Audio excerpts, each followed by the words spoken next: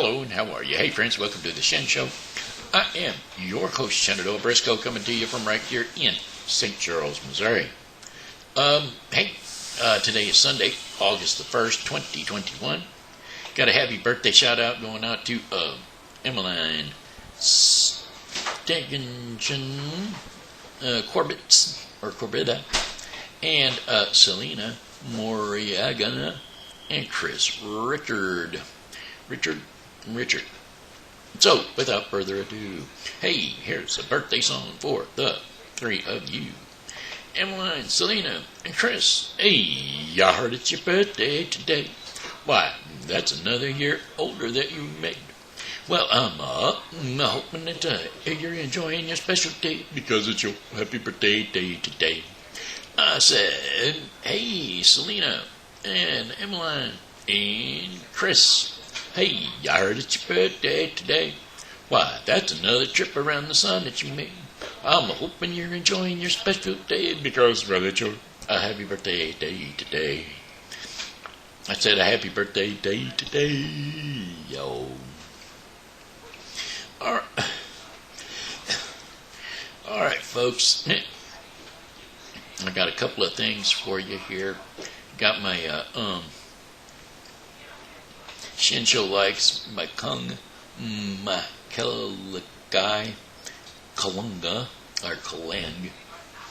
and I've got my Pokey pal, Amanda Sue Little.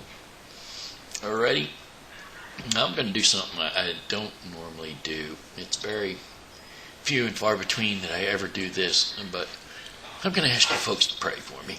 I've got the start of a summer cold, and I don't like having the fact that I've got a summer cold because, well, it's very difficult on me with the limited lung capacity being able to cough stuff up, and so I'm just going to ask that y'all pray that I get complete and total restoration and full blood of Jesus Christ running through my veins so that I'm healed completely from the top of the head to the soles of the feet.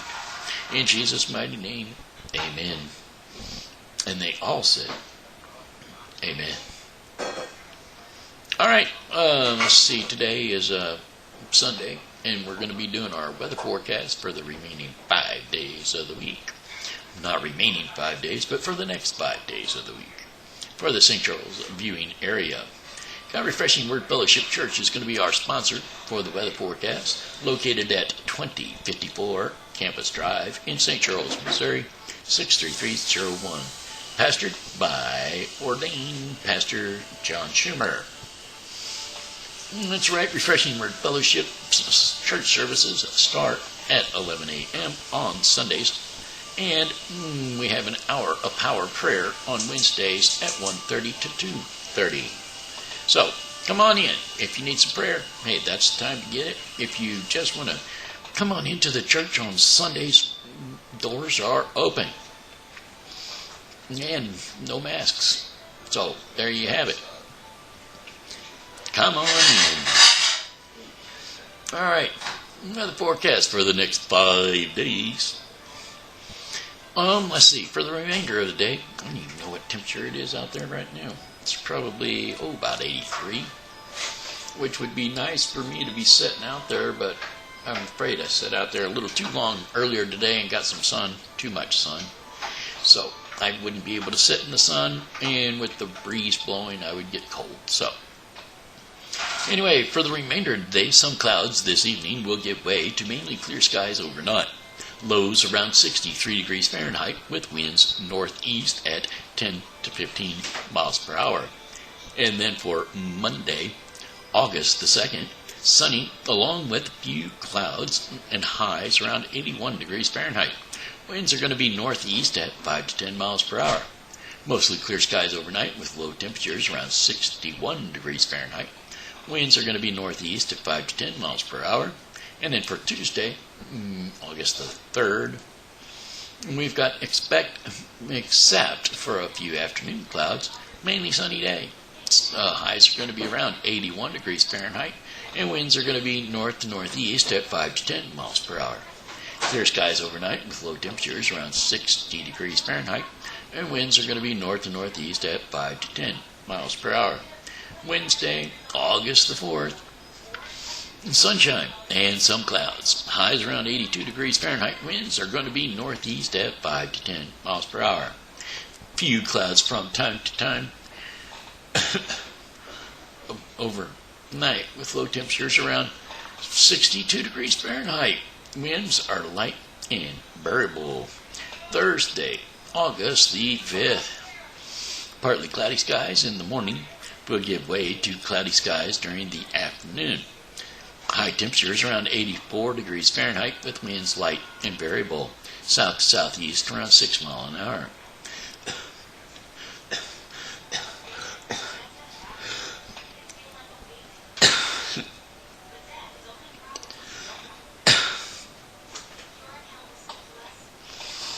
Mostly cloudy skies early will become partly cloudy later on in the day. Low temperatures around 67 degrees Fahrenheit. Winds are going to be south to southeast at 5 to 10 miles per hour. And then for Friday, August the 6th, sunshine and clouds mixed with high temperatures around 89 degrees Fahrenheit. Winds are going to be south at 5 to 10 miles per hour. Clear skies overnight with low temperatures around 69 degrees Fahrenheit.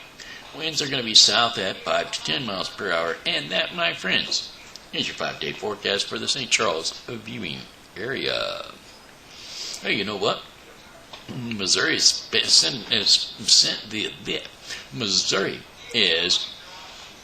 going to be celebrating their bicentennial bash and commemoration. That's right, 200 years.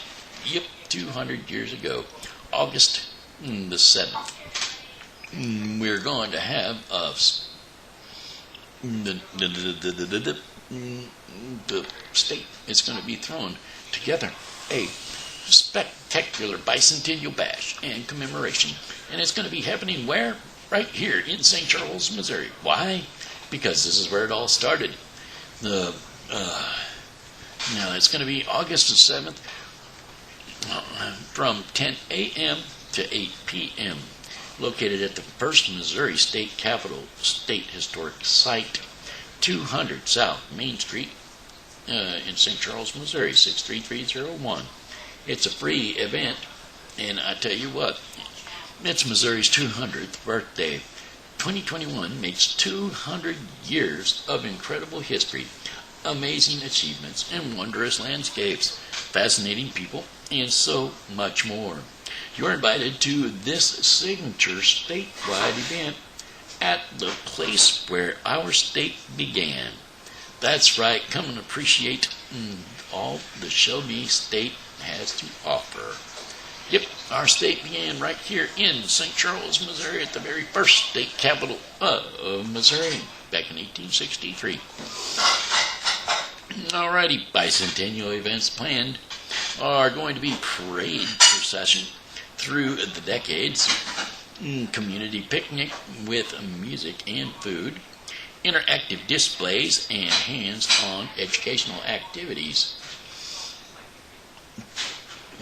Bonus. Wait a minute.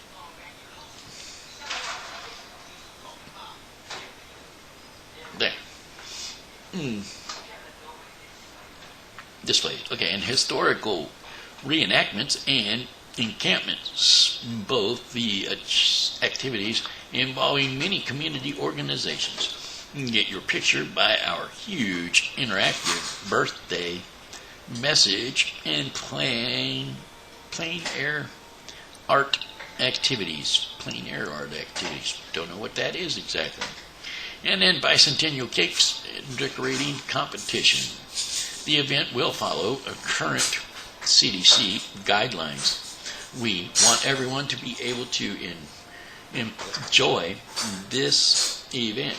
If you plan to attend, please be socially considerate. Mark your calendars to help commemorate and be a part of history. Well, they blew it for me not be going down there.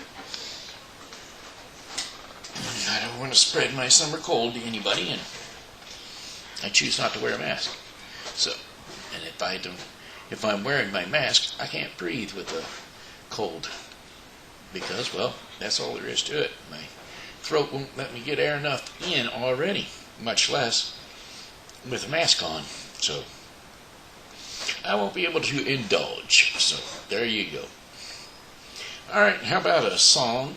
Hopefully I can get through it because, well, with the way my throat's been doing, when I sang it earlier, it sounded so good, but my throat's been itching and scratching since then.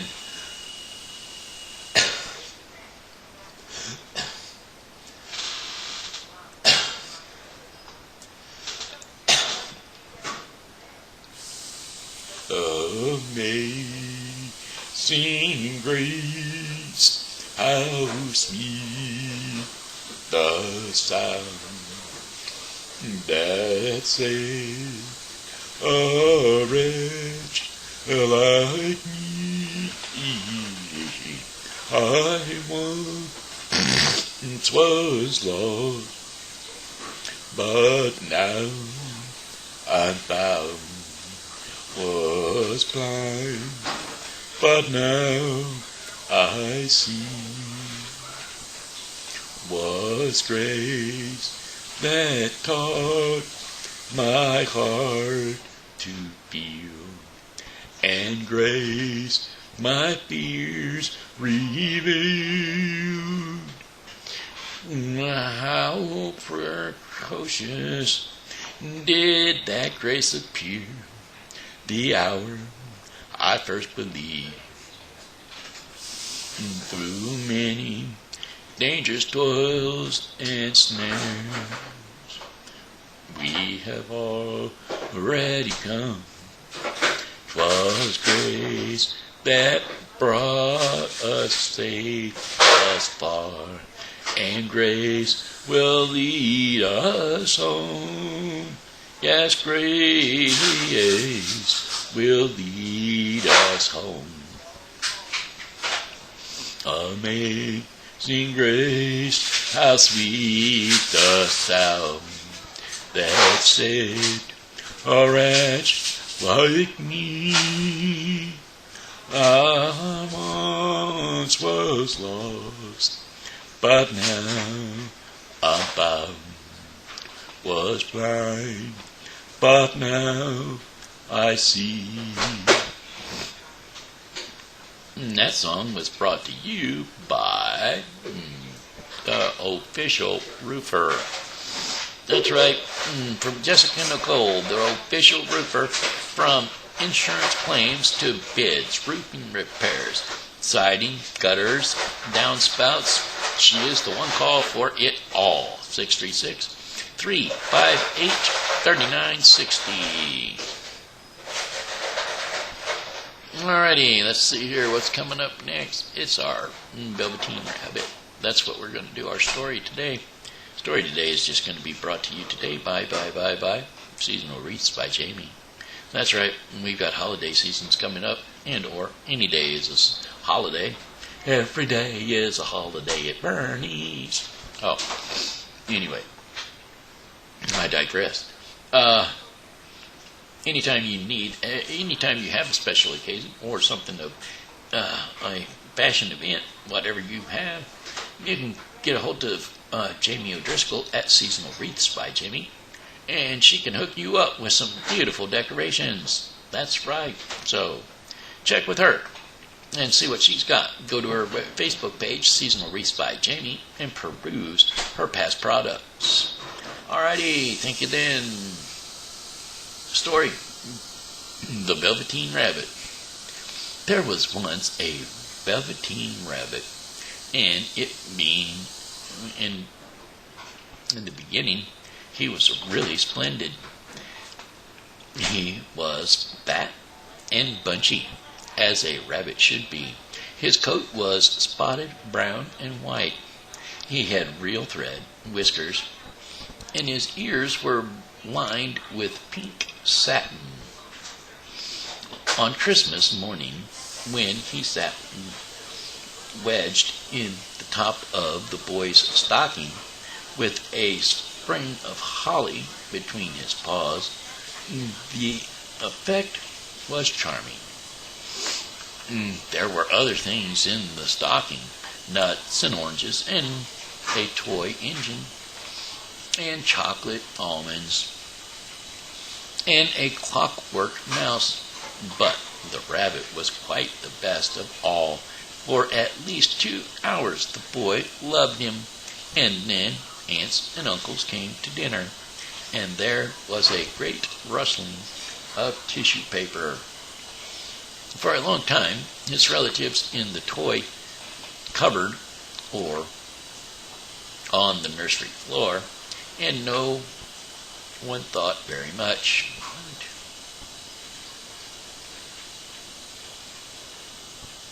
Okay, something went wrong there.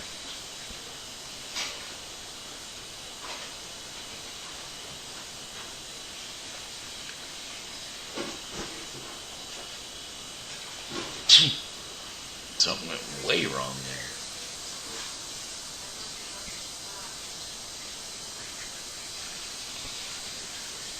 Okay.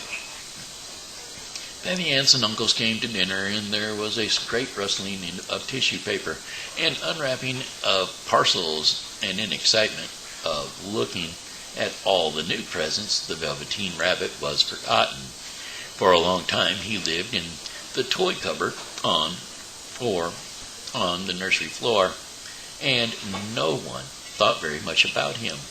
He was naturally shy, and being only made of velveteen, some of the more expensive toys quite snubbed him, and the mechanical toys were very superior and looked down upon everyone else. They were full of modern ideas and pretended they were real. The model boat who had lived through 2 seasons and lost most of its paint, caught the tone from them and never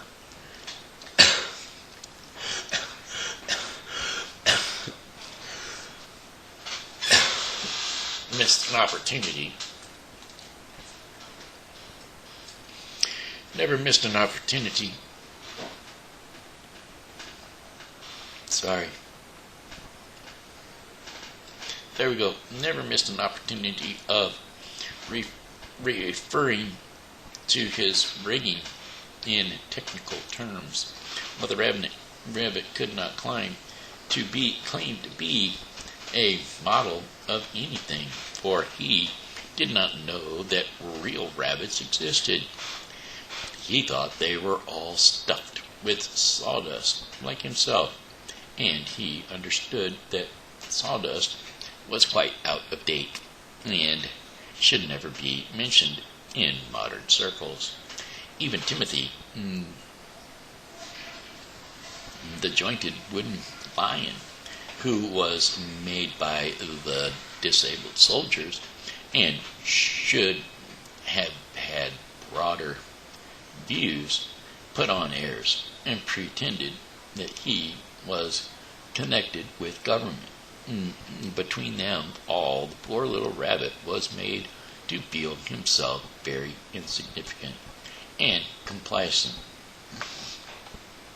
And the only person who was kind to him at all was the skin horse.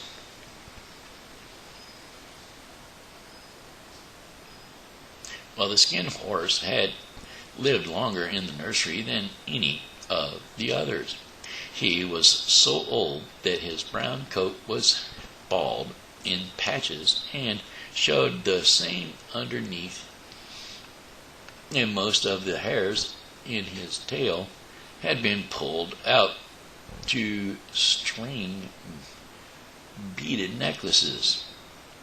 He was wise, for he had seen a long succession of mechanical toys arrive to boast and swagger, and by and by break their mainsprings and pass away.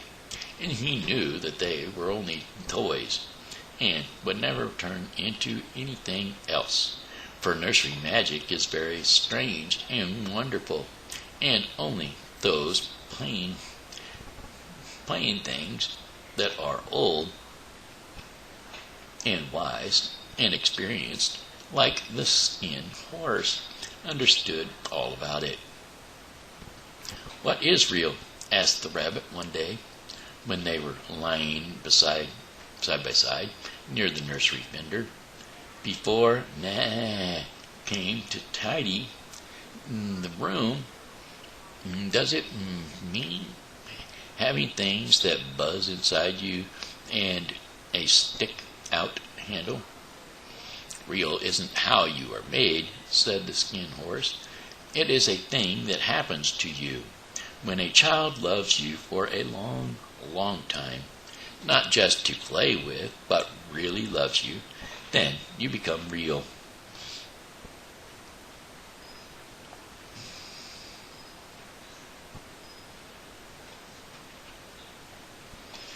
"Does it hurt?"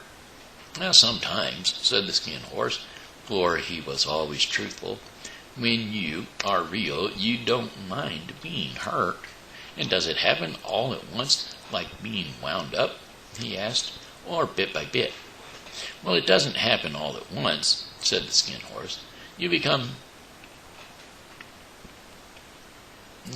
it takes a long time. That's why it doesn't often happen to people who break easily, or have sharp edges, or who have to be carefully kept. Generally, by the time you are real, most of your hair has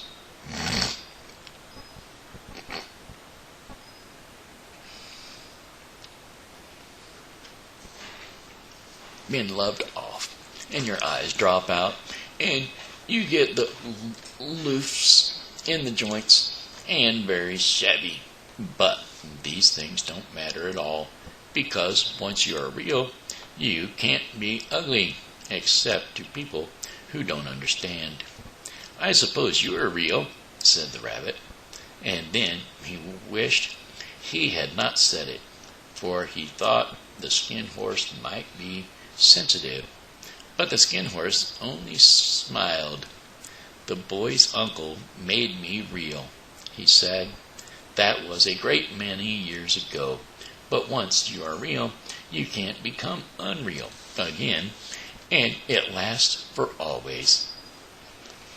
Well, the rabbit insisted.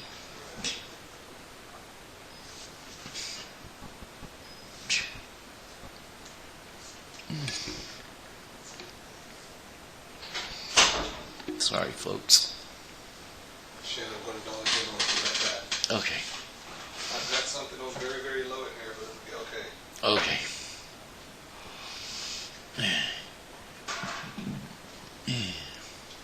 Well, the rabbit sighed. He thought it would be a long time before this magic, called real, happened to him. He longed to become real, so he would know what it felt like. And yet, the idea of growing shabby and losing his eyes and whiskers was rather sad. He wished that he could become it without those uncomfortable things happening to him. There was a person called Nana who ruled the nursery, and sometimes she took no notice of the playthings laying about, and sometimes for no reason whatever she went swooping about like a great wind and hustled them away in cupboards. She called this tidying up, and the playthings all hated it, especially the tin ones. The rabbit didn't mind it so much, for wherever he was thrown, he came down soft.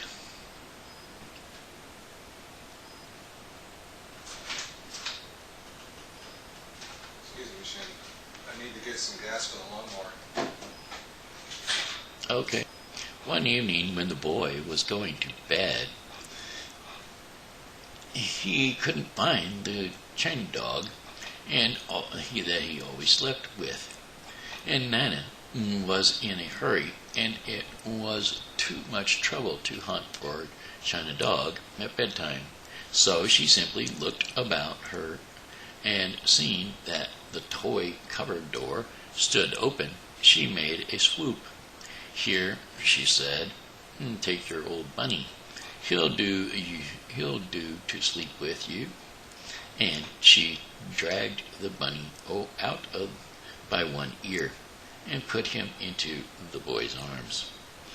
That night, and for many nights after, the Velveteen Rabbit slept in the boy's bed, and at first he found it rather uncomfortable, for the boy hugged him very tight, and sometimes he rolled over on him, and sometimes he pushed him so far under the pillow that the rabbit couldn't scarcely breathe. And he missed, too, those long moonlight hours in the nursery, when all the house was silent, and his talks with the skin horse. But very soon he grew to like it, for the boy used to talk to him, and made nice tunnels for him under the bedclothes that he said were like the burrows that real rabbits lived in. And they had splendid games together. In whisper, when Nana had gone away to her supper and left the nightlight burning on the mantelpiece, and when the boy dropped off to sleep, the rabbit would snuggle down close under his little warm chin and dream, with the boy's hands clasped close around him all night long.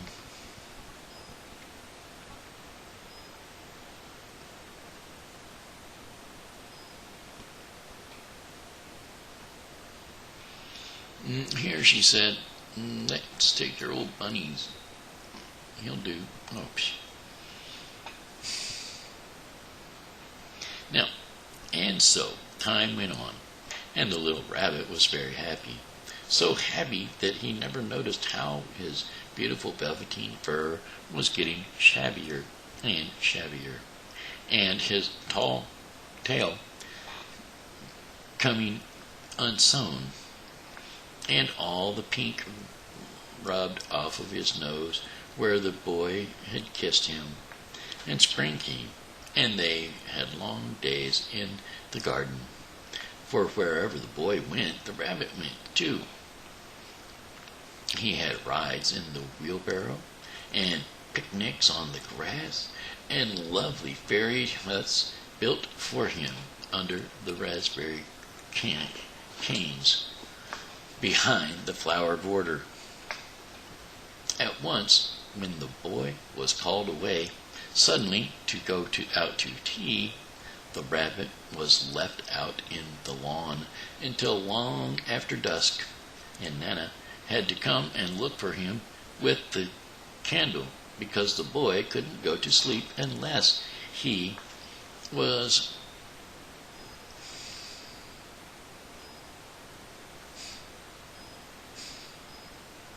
that didn't work.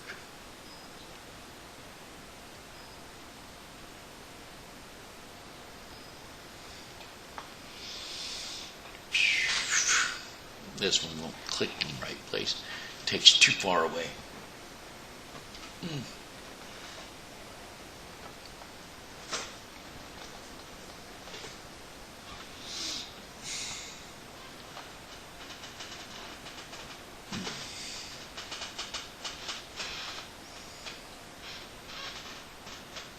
Unless he was there. He was wet through with dew and quite earthy, but from diving into the burrows the boy had made for him in the flower bed, and Nana grumbled as she rubbed him off with a corner of her apron.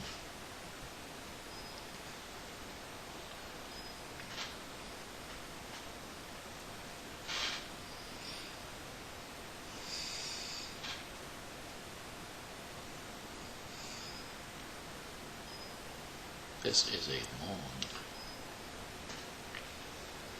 You must have your old bunny, she said. Fancy all that fuss for a toy. Well, the boy sat up in bed and stretched out his hands. Give me my bunny, he said. You mustn't say that. He isn't a toy. He's real.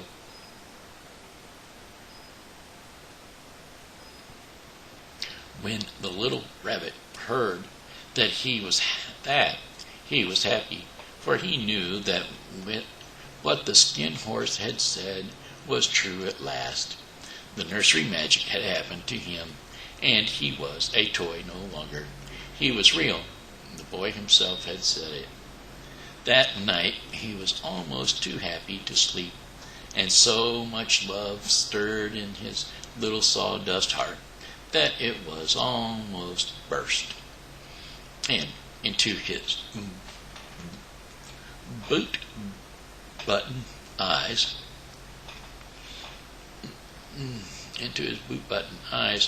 that had long ago lost their polish, there came a look of wisdom and beauty, so that even Nana noticed it the next morning when she picked him up and said, I declare, if that old bunny hasn't got quite a knowing expression. That was a wonderful summer. Near the house where they lived, there was a woods, and in the long June evenings the boy liked to go there after tea to play. He took the Velveteen Rabbit with him, and before he wandered off to pick flowers or play at brigands among the trees, he always made the rabbit a little nest somewhere among the bracken, where he would be quite cozy. For he was a kind-hearted little boy, and he liked the bunny to be comfortable.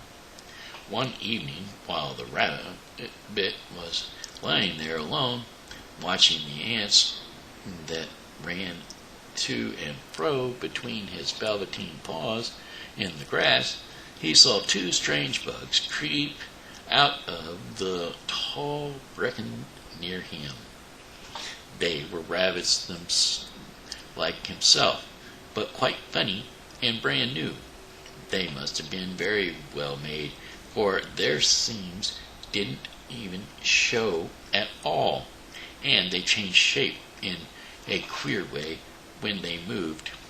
One minute they were long and then thin, and then the next minute fat and bunchy, instead of always staying the same like he did. Their feet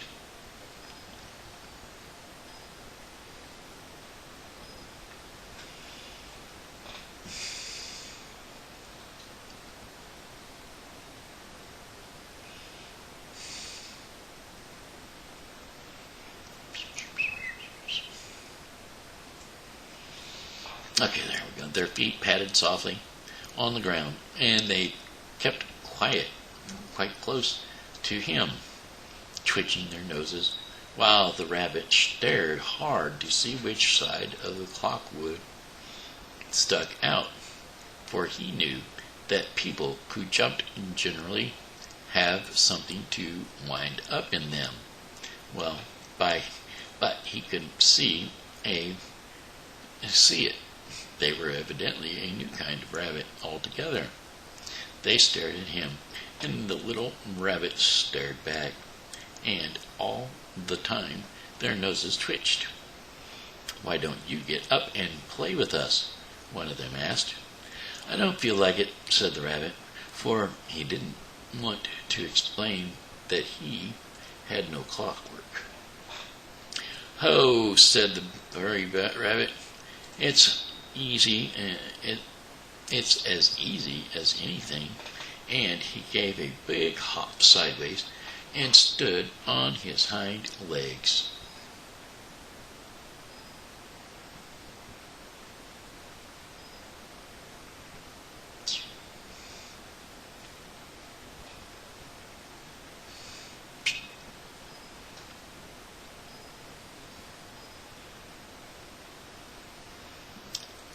I don't believe you can, he said. I can, said the little rabbit. I can jump higher than anything. He meant when the boy threw him. But, of course, he didn't want to say so. Can you hop on your hind legs? Asked the furry rabbit.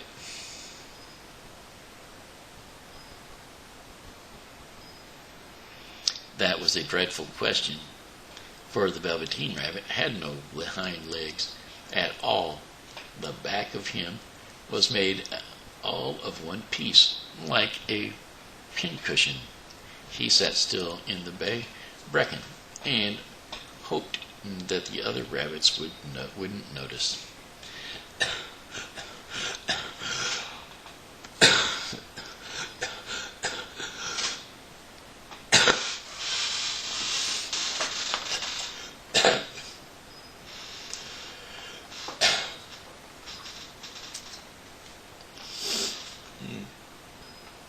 Just about to spit my teeth trying to cough. Anyway, he stood still in the bracken and hoped that the other rabbits would just not notice. I don't want to, he said again, but wild rabbits have very sharp eyes. And these ones stretched out his neck and looked. He hasn't got any hind legs. He's called out. Fancy a rabbit without hind legs, and he began to laugh. I have cried the little rabbit. I have got hind legs. I am sitting on them. Then stretch them out and show me. This is like this, said the white rabbit, and he began to whirl around and dance till the little rabbit got quite dizzy. I don't like dancing, he said. I'd rather sit still. But all the while he was longing to distance from these bunnies, for a funny, new, tricky feeling ran through him, and he felt he would give anything in the world to be able to jump about like these rabbits did.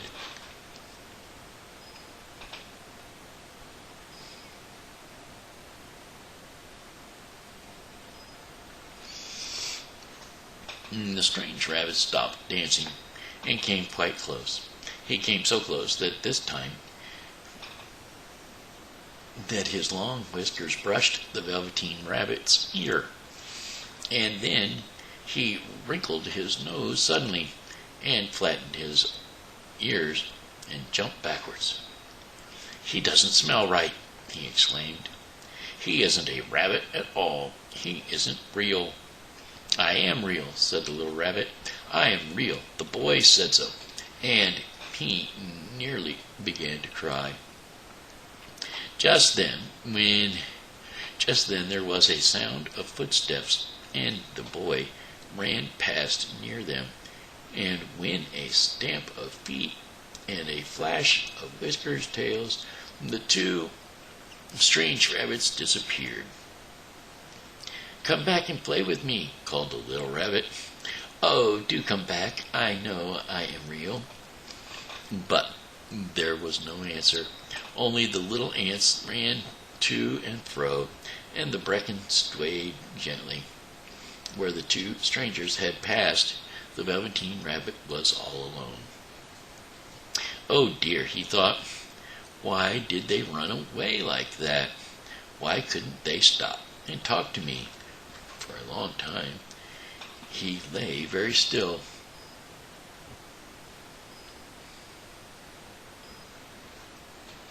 Watching the bracken and hoping that they would come back.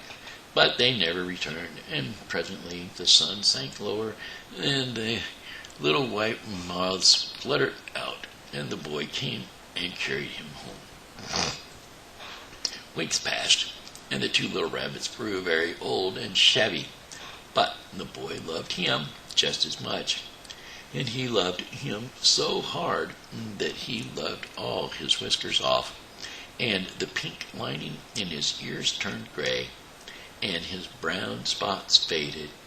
He even began to lose his shape, and he scarcely looked like a rabbit anymore, except to the boy.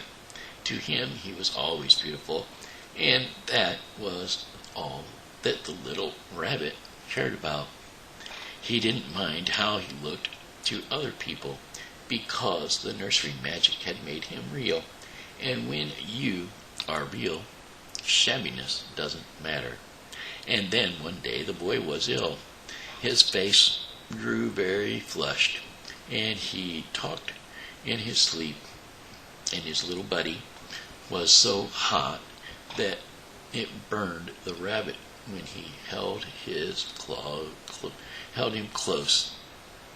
Strange people came and went in the nursery, and a light burned all night, and through it all the Velveteen Rabbit lay there, hidden from sight under the bedclothes, and he never stirred, for he was afraid that they found him, someone might take him away, and he knew that the boy needed him. It was a long, weary time for the boy, and was too ill to play, and the little rabbit found it rather dull, with nothing to do all day. But he snuggled down patiently and looked forward to the time when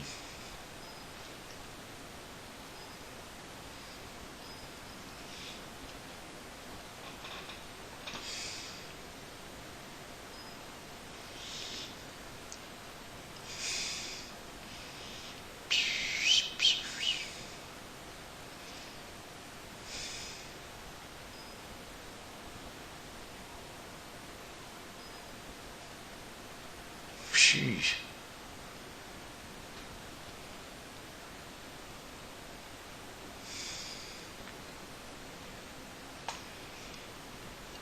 Nothing to do all day but snuggle down patiently and look forward to the time when the boy should be well again, and they would go out in the garden amongst the flowers and the butterflies and play splendid games in the raspberry thickets like they used to do all the time.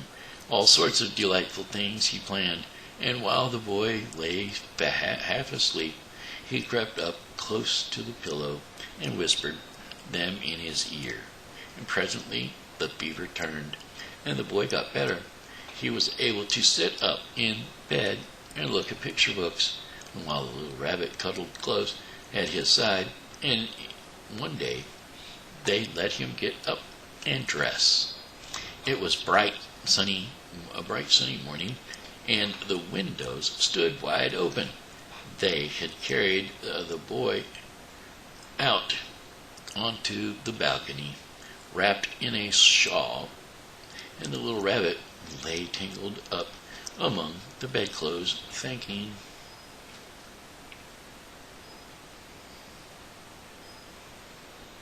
The boy was going to the seaside tomorrow.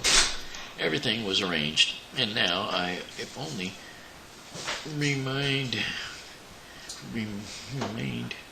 to carry out the doctor's orders. They talked about it all, while the little rabbit lay under the bedclothes, with just his head peeping out, and listened. The room was to be disinfected, and all the books and toys that the boy had played with in bed must be burnt. Hurrah! Thought the little rabbit. Tomorrow we shall go to the seaside, for the boy had often talked to the seaside, and he wanted very much to see the big waves coming in, and the tiny crabs, and the sand castles. Just then Nana caught a sight of him. "How about this old bunny?" she asked.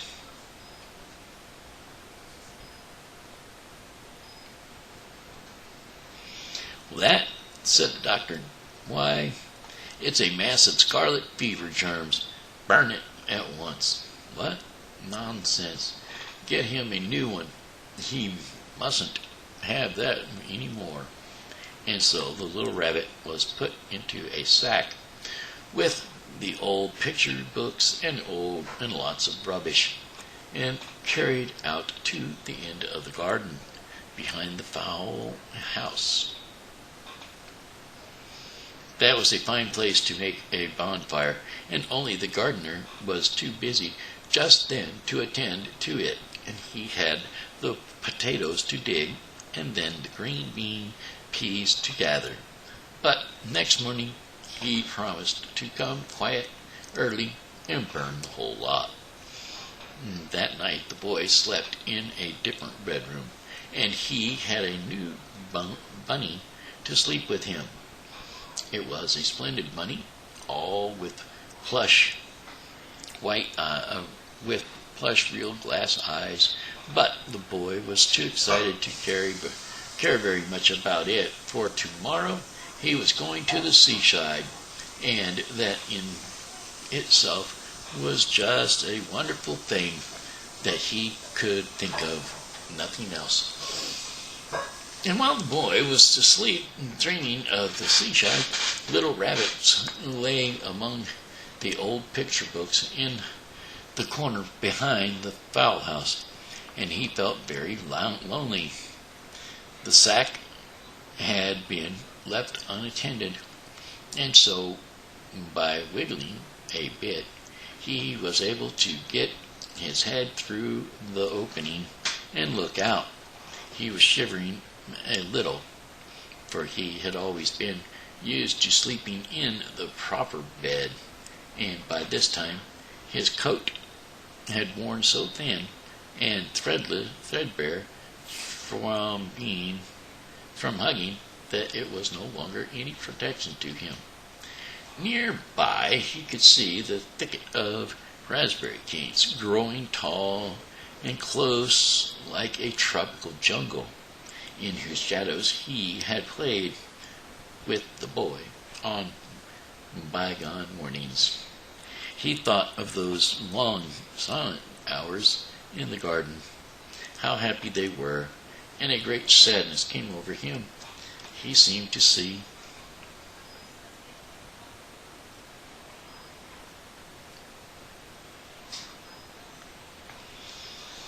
them all passing by. Go to sleep. Them all passing by before him, each more beautiful than the other. The fairy huts in the flower bed, the quiet evenings in the wooded when he lay in the bracken, and the little ants ran over his paws. The wonderful day when he first knew that he was a real bunny. He thought of the skin horse, so wise and gentle, and all of that he had told him. What use was it to be loved and loose one's body and become real if all ends like this? And a real tear, trickled down his little body, his shabby velvet nose, and fell to the ground. A tear. A real tear. I'm so sorry, folks. I picked out a long story. As a matter of fact, I'm just going to stop the story. I'm going to go down here to the bottom of the story and finish it off.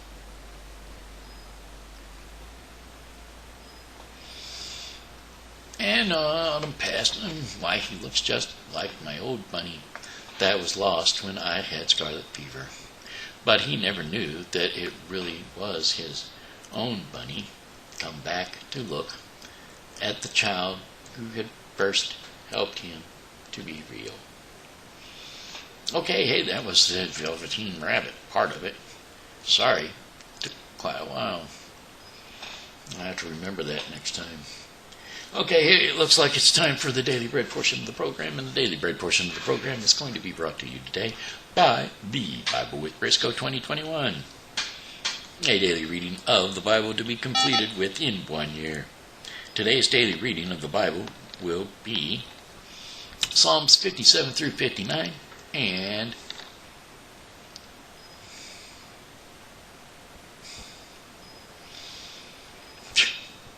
Romans 4.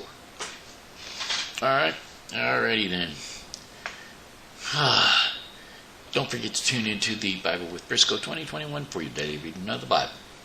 Who needs your support? That is today's devotion and today's reading in the Bible. Today's scriptures and insights will be Jeremiah 26:12 through 15 and 20 through 24. Then Jeremiah said to all the officials and all the people, "The Lord sent me to prophesy against this house and this city all the things you have heard. Now reform your ways and your actions and obey the Lord your God. Then the Lord will relent and not bring the disasters he has pronounced against you. As for me, I am in your land, or I am in your hands. Do with me whatever you think is good and right. Be assured, however, that if you put me to death, you will bring the guilt of innocent blood on yourselves and on the city and all those who live in it. For in truth, the Lord has sent me to you to speak all these words in your hearing." Now Uriah of Shemaiah from Kirath Jearim was another man who prophesied in the name of the Lord, and he prophesied the same things against the city and this land as Jeremiah did. Now when King Jehoiakim and all his officers and officials heard his words, the king was determined to put him to death. But Uriah heard of it and fled in fear to Egypt. King Jehoiakim, however, sent Emlin, son of Achabar, to Egypt, along with some other men. They brought Uriah out of Egypt and took him to King Jehoiakim,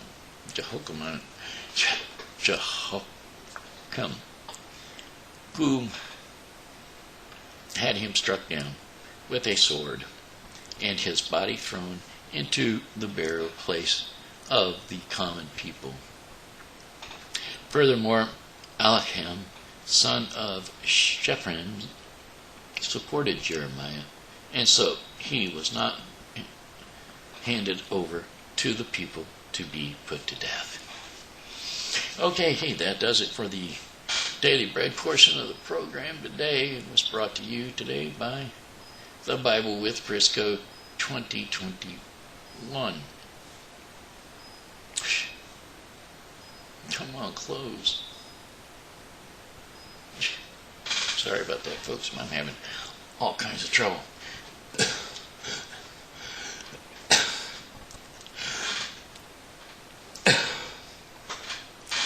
Okay.